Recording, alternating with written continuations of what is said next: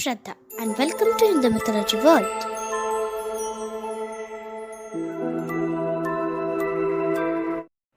Properties are at the center of every epic stories in India, and brothers are on either sides of it. We have seen this in both Mahabharata and Ramayana. But what stories talk about this, and what is the message behind it? To know this, let's start with the video. Now, if we see the Western epics which talk about great warriors on their journey to do something extraordinary, if you observe the stories, they are about individuals. But in India, we have these two epics called Ramayana and Mahabharata, which talk about families and political issues within the families. And it tells how different and unique is Indian stories from the Western ones. Now let us understand the issues of property in epics with the help of Ramayana.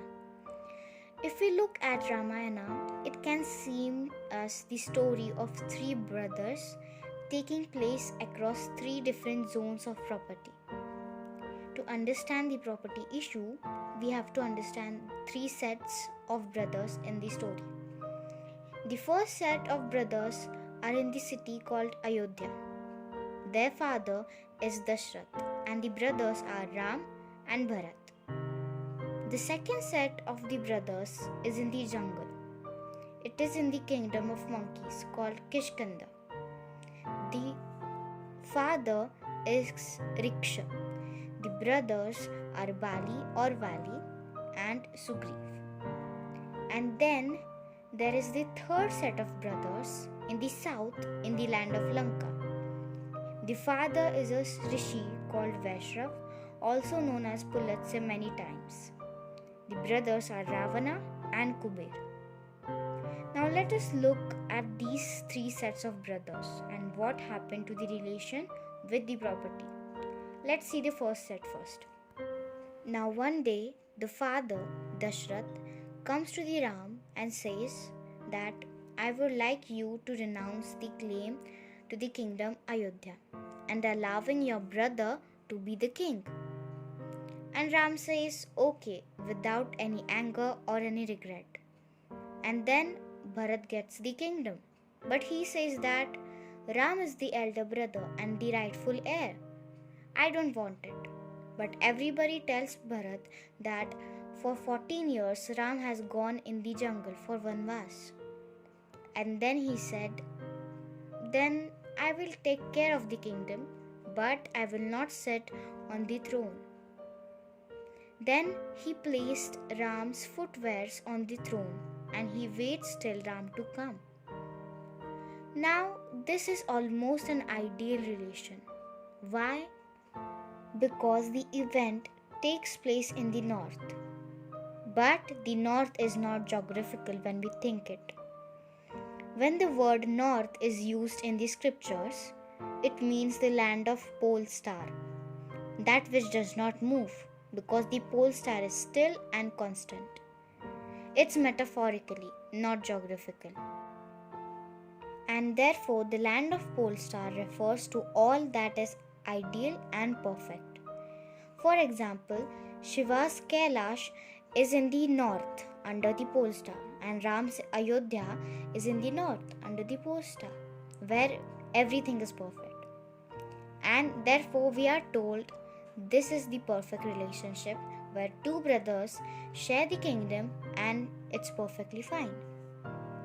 And then we have far south, so complete opposite to the pole star metaphorically, which represent the land where nothing is stable and still, where everything keeps changing.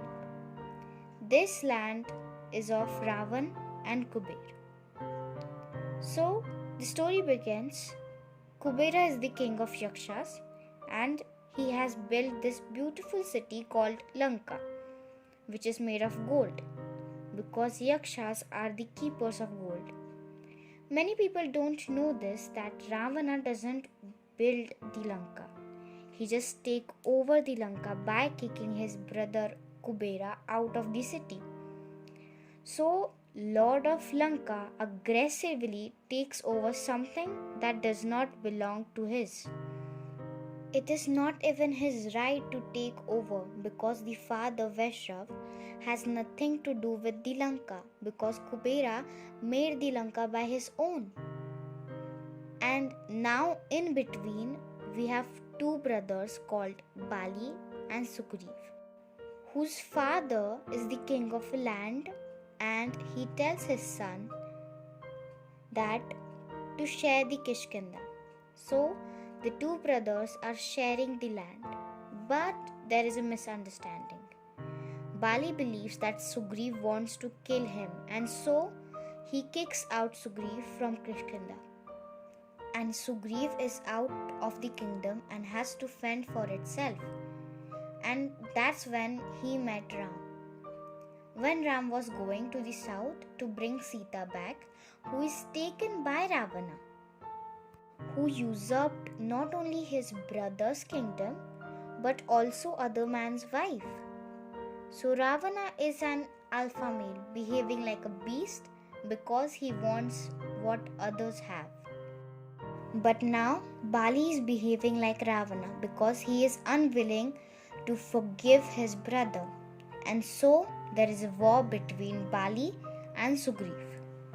But only this time Ram supports Sugriv and kills Bali.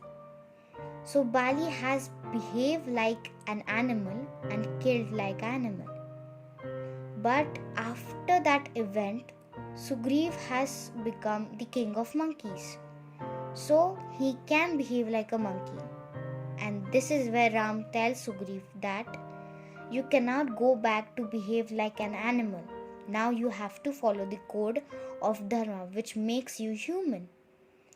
Which means you have to first show compassion for the defeated. Which means your son shall not be on the throne, but the son of your brother Bali, whom you have defeated. So Angad became the next heir of the Kishkinda. But this is not what happens in animal kingdom. So if Bali was very much like Ravana, Sugriv is being made to behave like Bharat. Even though Ravana was educated, but yet at fundamental level, he was behaving like a beast. But here the question comes, why only property was the subject of all these three stories? Even though Bharat and Ram didn't fight, but property was the thing that made Ramayana begin. Is there any message in that? If yes, what is it? To understand this, we have to see the difference between man and animal. Now, animals display territorial behavior. Why are they territorial? Because if they are not territorial, their survival is impossible. Now, human beings are 99% of animals. Only small part of us is not animal, which is because of our brain.